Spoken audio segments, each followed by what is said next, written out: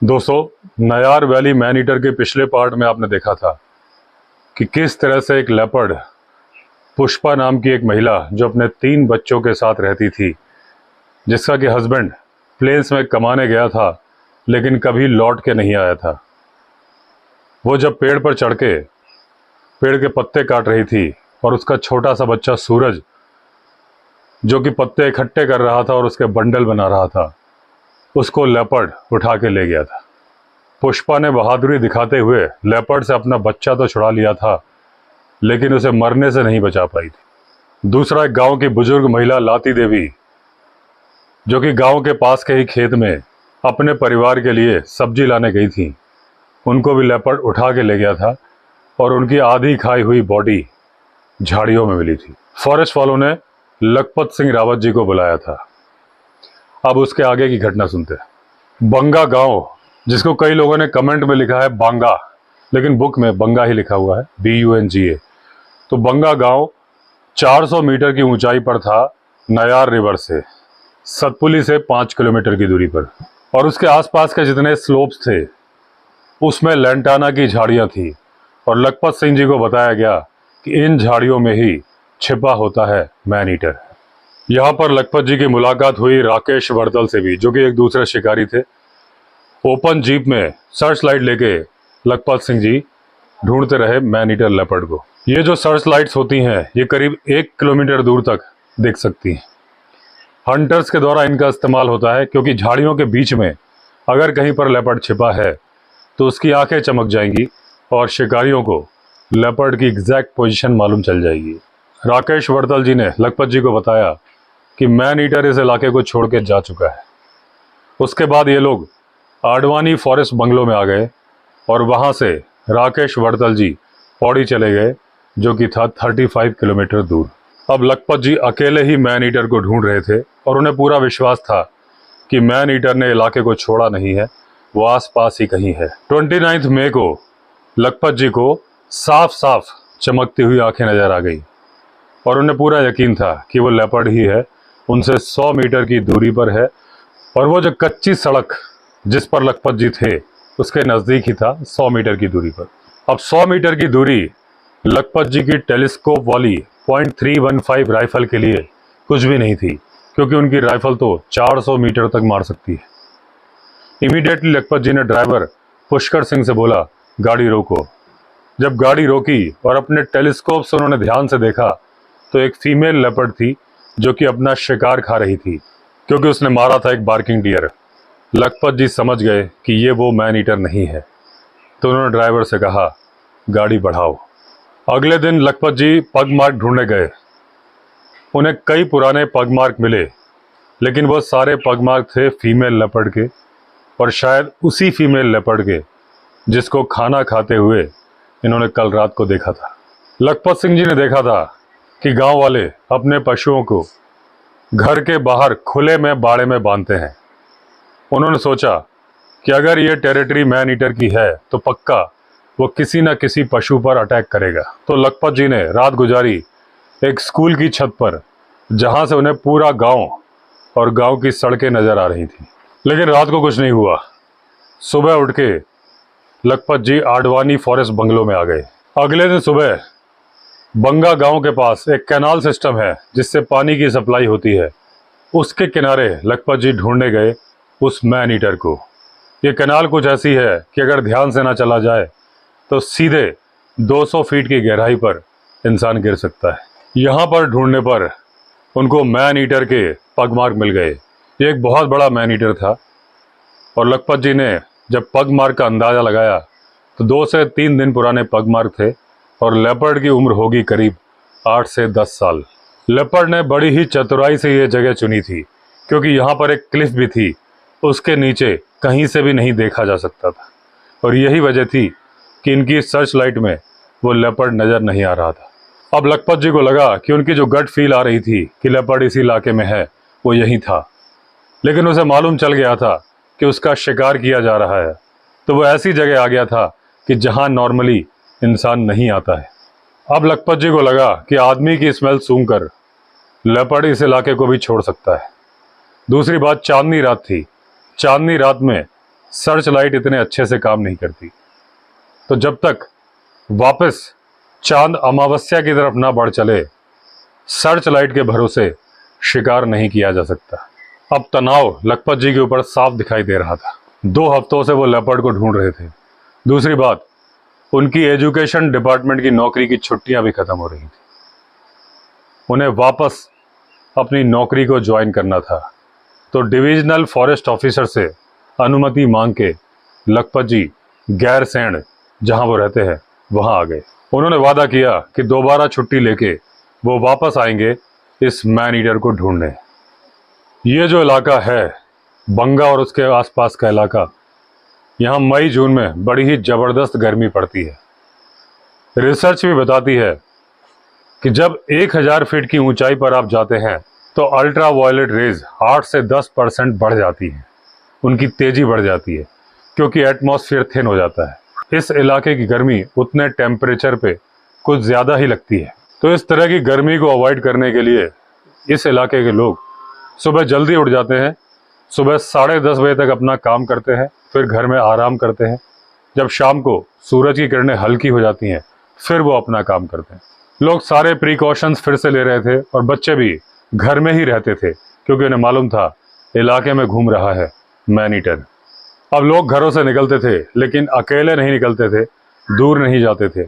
जब से लाती देवी को लेपर्ड ने मारा था, वो बहुत ज़्यादा अलर्ट हो गए थे। एक दूसरे के घर में जाते थे, गप्पे हाँकते थे, कुछ लेपर्ड के बारे में बातें होती थी और फिर वो अपने घर लौट आते थे अंधेरा होने के पहले ही। गांव की महिलाएं भोजन बनाती थी, घर के कोर्टयार्ड में ही बच्चे फर्स्ट फ्लोर में होते थे, हर वक्त निगाह में होते थे। बंगा ग्राम सभा में ही एक गांव था घुरोली। प्रवीण थापलियाल जी और उनका परिवार उस गांव में मेन स्ट्रीट के किनारे पर रहते थे। प्रवीण जी की वाइफ अपने घर के कोर्टयार्ड में खाना बना रही थी, लाइट जल रही थी, बच्चे वरांडे में बैठे थे। माँ ने बच्चों से बोला था अपना होमवर्क कंप्लीट करो, और बच्चे माँ की निगाह में ही थे। उनका 6 साल का बेटा रजत, जिसने अपना होमवर्क कंप्लीट कर लिया था, अपने बड़े भाई को होमवर्क दिखाने के लिए कोशिश कर रहा था। बड़ा भाई, जिसका खुद का होमवर्क अभी कंप्लीट नहीं हुआ था, उस पर ध्यान नहीं दे रहा था। रजत ने मजाक में खेलते हुए पेंसिल अपने भाई की पीठ में चुभा दी। उसका भाई तेजी से पीछे पलटा कि यह क्या हो रहा है, और उसमें उसका हाथ लग गया। पेंसिल छूट के नीचे कोर्टयार्ड में आ गई। रजत उस पेंसिल को उठाने नीचे आया। माँ ने मुस्कुराते हुए पूछा, क्या कर रहे हो? उसने बताया, मेरी पेंसिल नीचे आ गई है, उसे ढूंढ रहा हूँ। तभी उसे वो पेंसिल दिख गई। वो बोला वो रही, और जैसे ही वो पेंसिल को उठाने के लिए नीचे झुका, मैन ईटर लेपर्ड, जो पास की झाड़ी में मौके का इंतजार कर रहा था, उसके ऊपर कूद गया। लड़के ने लेपर्ड को हवा में ही देख लिया था और वो चिल्लाया, माँ। जब तक माँ ने उस तरफ देखा, लेपर्ड ने अपने दांत उसके गले में गड़ा दिए थे और उसे लेकर खुले खेत की तरफ चला गया। माँ जैसे ही चिल्लाई, गांव के लोग भाग के आ गए। देखा लेपर्ड केवल 50 मीटर की दूरी पर था, बच्चे को अपने जबड़े में दबाए हुए। जब इतने सारे लोग चिल्लाते हुए उसके पीछे की तरफ आ रहे थे, लेपर्ड डर गया। उसने बच्चे को वहीं गिरा दिया और झाड़ियों में गायब हो गया। लेकिन तब तक देर हो चुकी थी। उस बच्चे की गर्दन करीब करीब अलग ही हो गई थी। अब जो गांव वालों का दुख था, वो दुख की जगह गुस्से में बदल गया। घटना के 15 मिनट के अंदर ही डीएफओ साहब वहां पहुंच गए, लेकिन उनके पास सर्च लाइट नहीं थी। तो रेंजर ने सोचा गाड़ी की हेडलाइट को ही इस्तेमाल करते हैं, और जब उस डायरेक्शन में गाड़ी ले जाई गई और सर्च लाइट ऑन की गई, तो लेपर्ड की चमकती हुई आंखें दिखाई दे गई, जो ये पूरा तमाशा 50 मीटर की दूरी पर बैठ के देख रहा था। लेपर्ड वहीं पर बैठा रहा, हालांकि 2-2 गाड़ियों की हेडलाइट उसके ऊपर मारी जा रही थी। जनरली लेपर्ड भागते नहीं है जब उन पर लाइट मारी जाती है, और ये लेपर्ड आश्चर्यचकित था। वो सोच रहा था कि ये लोग कर क्या रहे हैं। पहले तो मुझे डरा दिया, मेरा शिकार भी छीन लिया, और जब मैंने अपना शिकार सरेंडर कर दिया और चुपचाप आकर यहाँ बैठा हूँ, तो अब भी ये मुझे घेर के खड़े हैं। वहां से आवाजें आ रही थी, इसको गोली मारो, गोली मारो। एक फॉरेस्ट ऑफिसर जिनके के पास बंदूक थी, वो गाड़ी के बोनट पर खड़े हो गए और अपनी बंदूक तान दी लेपर्ड की तरफ। अब सेफ्टी के लिए जो फॉरेस्ट ऑफिसर है, वो अपनी बंदूक की गोली चैम्बर में नहीं रखते। तो उन ऑफिसर ने बंदूक का बोल्ट डाउन किया कि गोली चैम्बर में डाली जाए, लेकिन गोली जाम हो गई, चली ही नहीं। बाद में जब एग्जामिन किया गया तो बंदूक का रख रखाव ठीक तरीके से नहीं किया गया था, उसमें ग्रीसिंग नहीं की गई थी, इसलिए बंदूक चली नहीं। अब गांव वालों को यह नहीं मालूम था। उन्हें लग रहा था कि फॉरेस्ट ऑफिसर ने निशाना तो ले लिया है, डर के मारे गोली नहीं चला रहे। तो चिल्ला रहे थे, गोली मारो बेवकूफ, और बोल रहे थे कि तुम्हारी दादी भी तुमसे ज्यादा बहादुर है। कुछ बोल रहे थे कि ये मूर्ख डर के मारे जाम हो गया है, अब लेपर्ड यहां से निकल के भाग जाएगा। और वो फॉरेस्ट ऑफिसर इस प्रेशर की वजह से पसीना पसीना हो गए, क्योंकि बंदूक जाम हो गई थी और वो चल नहीं रही थी। अब लेपर्ड उठ के खड़ा हुआ और गाड़ियों की सर्च लाइट में गांव वालों ने उसका बड़ा साइज देखा। उसने उठ के एक बार गांव वालों की तरफ देखा और बिना डरे हुए आराम से चलता हुआ चला गया जंगल की तरफ। अब गांव वालों का गुस्सा अपने चरम पर था।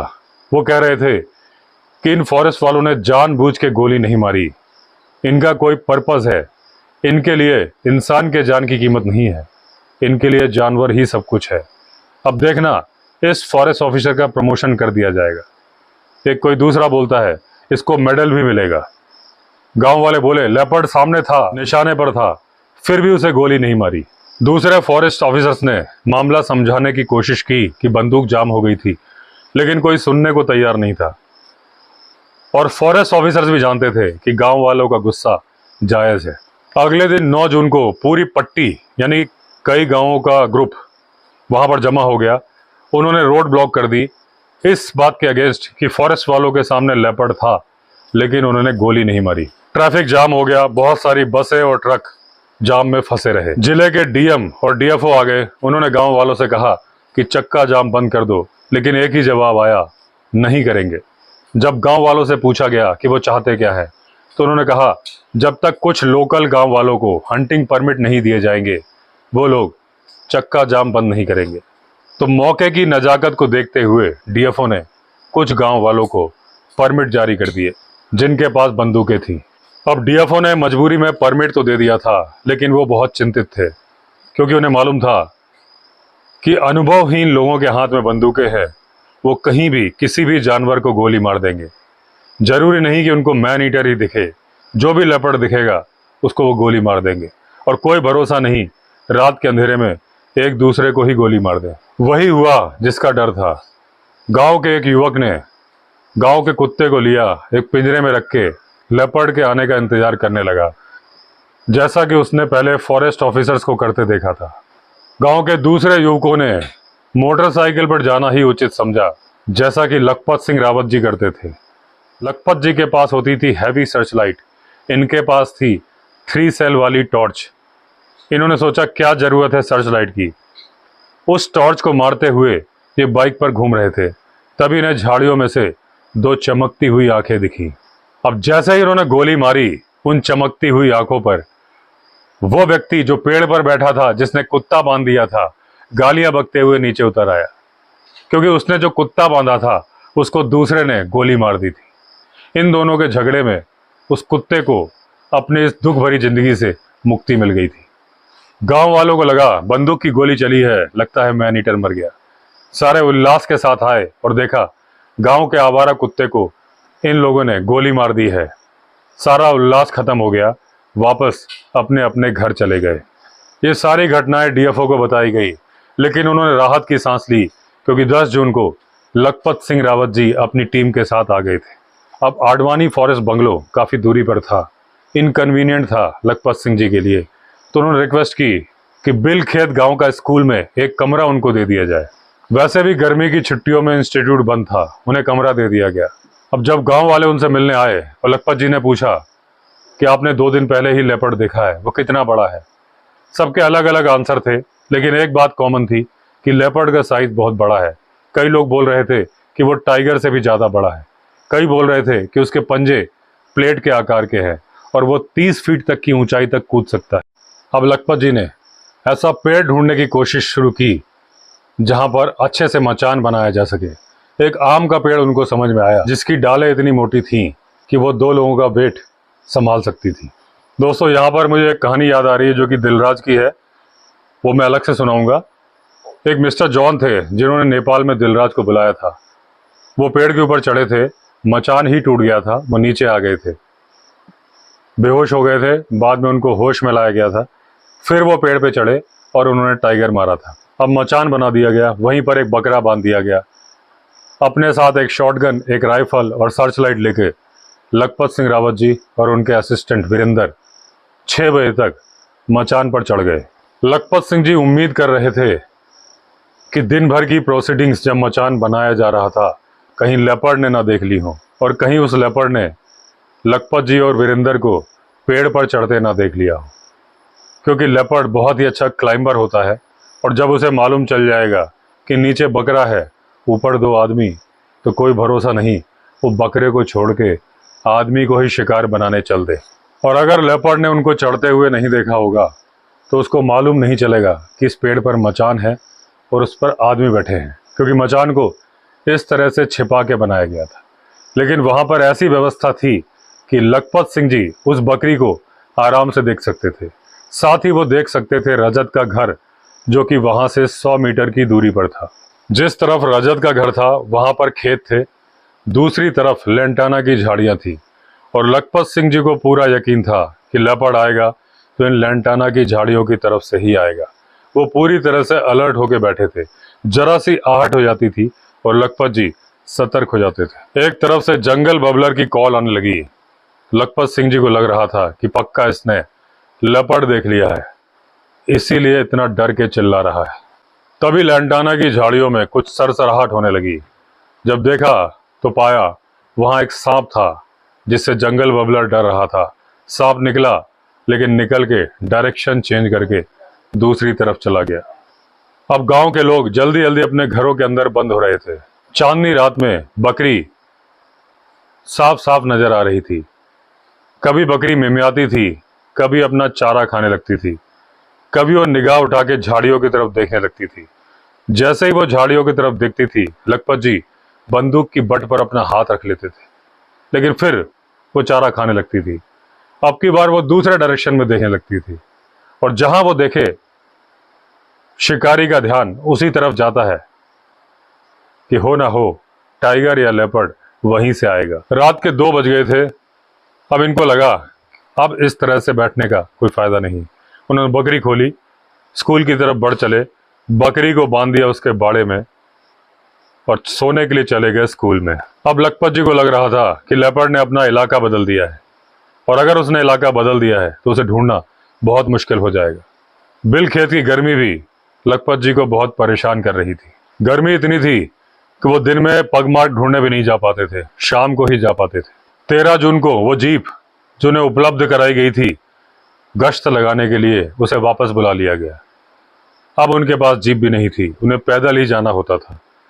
तो उन्होंने डिसाइड किया कि वो बंगा से बिल खेत की रोड पर गश्त लगाएंगे पैदल। अब रात के अंधेरे में बहुत सारी आंखें चमकती हुई दिखाई देती थी।